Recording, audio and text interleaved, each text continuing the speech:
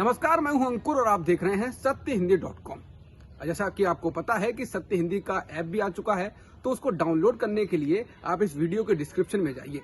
वहां पे आपको एक लिंक मिलेगा, जहां पर आप अगर क्लिक करेंगे तो आप वो ऐप डाउनलोड कर सकते हैं। अब एक नजर डाल लेते हैं अब तक की खबरों पर। सरकार के साथ बातचीत फेल होने के बाद किसान अब 26 जनवरी की ट्रैक्टर परेड के लिए जुट गए हैं, लेकिन इस बीच शुक्रवार रात को पकड़े गए एक नकाबपोश शख्स ने किसान आंदोलन में हिंसा फैलाने की साजिश रचे जाने का दावा किया है। किसान नेताओं ने इस शख्स को दबोचने के बाद शुक्रवार रात को ही सिंगू बॉर्डर पर प्रेस कॉन्फ्रेंस की। नकाबपोश ने कहा, जैसे ही किसान 26 जनवरी को आगे बढ़ने की कोशिश करेंगे, पहली लाइन में जो हमारा आदमी होगा वो गोली चलाएगा। हमें 4 लोगों की फोटो दी गई है, ये लोग स्टेज पर होंगे, इन लोगों को शूट करने की योजना है। किसानों द्वारा पकड़े गए नकाबपोश ने कहा, जिसने हमें सिखाया है वो राई थाने में एक पुलिस अफसर हैं। हमारे साथ और भी लोग हैं जो अभी पकड़े नहीं गए हैं। हमारे 60 लोग रैली में आएंगे, वो सभी पुलिस की वर्दी में होंगे। शख्स का कहना है कि उन लोगों ने पैसे के लिए इस काम में शामिल होना कबूल किया है। उसने ये भी कहा कि रैली में रुकावट डालने के लिए उनकी टीम में शामिल हर शख्स को 10,000 रुपए दिए गए थे।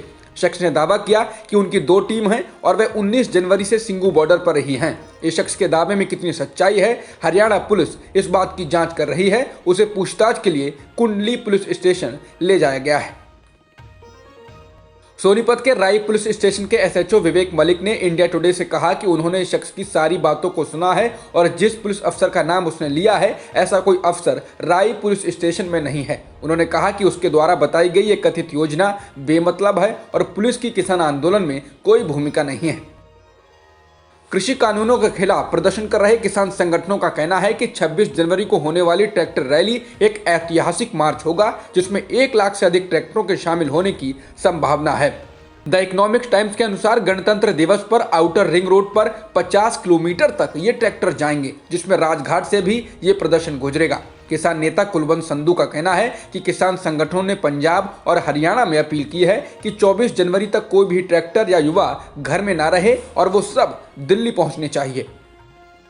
कृषि कानूनों को लेकर जारी गतिरोध के बीच किसानों और सरकार के बीच 11वें दौर की बैठक बेनतीजा रही है। बैठक के बाद किसान नेता बलबीर सिंह राजेवाल ने कहा कि सरकार ने किसानों के सामने एक बार फिर पुराना प्रस्ताव रखा, लेकिन किसानों ने इसे मानने से इनकार कर दिया। अगली बैठक के लिए कोई भी तारीख तय नहीं की गई है। इसका मतलब साफ है कि अब आगे जल्द कोई बातचीत होनी मुश्किल है। बता दें, कृषि मंत्री ने कहा कि जो बेहतर विकल्प था वो किसानों को दे दिया गया है। इसके साथ ही उन्होंने कहा कि कोई ऐसी ताकत है जो इस आंदोलन को जारी रखना चाहती है। इंडिया टुडे और कार्बी इनसाइट्स के सर्वे के अनुसार 39% लोगों का मानना है कि मोदी सरकार की आर्थिक नीतियों से उद्योगपतियों को फायदा हुआ है, तो सर्वे में हिस्सा लेने वाले 29% लोगों का मानना है कि मोदी सरकार की आर्थिक नीतियों से छोटे और बड़े कारोबार दोनों को फायदा हुआ है। ये सर्वे 12,232 लोगों के बीच किया गया है, जिनमें 11% लोगों का कहना था कि केंद्र सरकार की आर्थिक नीतियों से सिर्फ कारोबारी लोगों को लाभ हुआ है, जबकि वेतनभोगियों को कोई फायदा नहीं मिला है। उत्तर पूर्वी दिल्ली में सांप्रदायिक दंगों के तकरीबन 1 साल के बाद बीजेपी राम मंदिर निर्माण के चंदे के लिए एक अभियान शुरू करने जा रही है। बीजेपी सांसद मनोज तिवारी ने कहा कि वो अपने संसदीय क्षेत्र में एक 9 सीटर वैन के जरिए चंदा इकट्ठा करेंगे और ये वैन दंगा प्रभावित इलाकों में भी जाएगी, जिनमें अल्पसंख्यक बहुल इलाके भी शामिल हैं। बीजेपी सांसद तिवारी ने कहा, ये श्री राम जन्मभूमि निर्माण निधि अभियान है और ये 1 फरवरी को उनके जन्मदिन पर शुरू होगा। उन्होंने कहा कि भव्य राम मंदिर के निर्माण में योगदान के लिए मैं समाज के हर वर्ग के पास जाऊंगा। अल्पसंख्यक समुदाय के कई भाई बहनें हैं जो इसमें योगदान देना चाहते हैं और मैं उनके घरों, दुकानों और संस्थानों के पास भी जाऊंगा।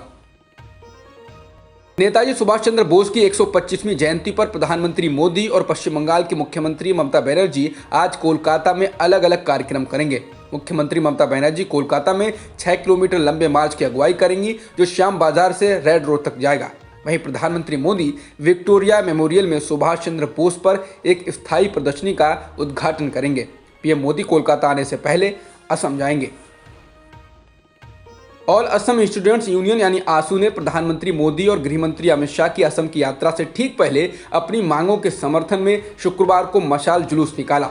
उनकी मांगों में मुख्य रूप से संशोधित नागरिकता कानून यानी CAA रद्द कराना शामिल है। बता दें, प्रदर्शनकारियों ने मोदी, शाह और सोनोवाल के खिलाफ नारेबाजी की। प्रधानमंत्री शनिवार को शिवसागर जिले में असम सरकार द्वारा 1 लाख से भी अधिक निवासियों को भूमि पट्टा वितरित किए जाने के कार्यक्रम का उद्घाटन करेंगे। वहीं शाह के रविवार को राज्य की यात्रा करने का कार्यक्रम है। सीरम इंस्टीट्यूट ऑफ इंडिया के CEO अदार पूनावाला ने कहा कि गुरुवार को पुणे स्थित उनकी फैक्ट्री में लगी आग की वजह से उनकी कंपनी को 1000 करोड़ से अधिक का नुकसान हुआ है। हालांकि उन्होंने ये भी कहा है कि कोविड वैक्सीन की आपूर्ति पर इस दुर्घटना का कोई असर नहीं पड़ा है। दवाओं की इस फैक्ट्री में आग लगने की वजह से 5 लोगों की मौत हो गई थी। भारत बायोटेक की कोविड वैक्सीन कोवैक्सीन पर विवाद के बाद अब प्रतिष्ठित medical journal Lancet infectious disease ने कहा है कि पहले चरण के ट्रायल में पाया गया है कि यह वैक्सीन इम्यून रिस्पॉन्स को बढ़ाती है और इसके कोई गंभीर विपरीत असर नहीं देखे गए हैं। जर्नल के मुताबिक इस वैक्सीन के सुरक्षित परिणाम देखने को मिले हैं।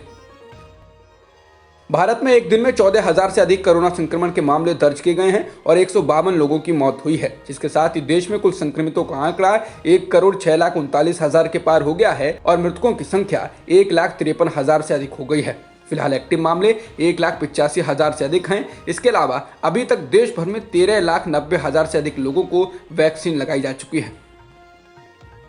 अमेरिकी सीनेट के नेताओं ने शुक्रवार को पूर्व राष्ट्रपति डोनाल्ड ट्रंप के महाभियोग के मुकदमे को 2 सप्ताह आगे बढ़ाने पर सहमति व्यक्त की है, जिससे चैम्बर को जो बाइडेन को अपने विधायी एजेंडे और मंत्रिमंडल के उम्मीदवारों पर ध्यान केंद्रित करने का अधिक समय मिल सकेगा। सीनेट के प्रमुख नेता चक शूमर ने कहा कि महाभियोग का ट्रायल फरवरी के शुरुआती सप्ताह में शुरू किया जाएगा। वहीं अमेरिकी प्रतिनिधि सभा अध्यक्ष नैन्सी पेलोसी सोमवार को महाभियोग प्रस्ताव संसद के उच्च सदन सीनेट को भेजेगी। अब तक की सुर्खियों में इतना ही। बाकी खबरों के लिए बने रहिए सत्यहिंदी.com के साथ।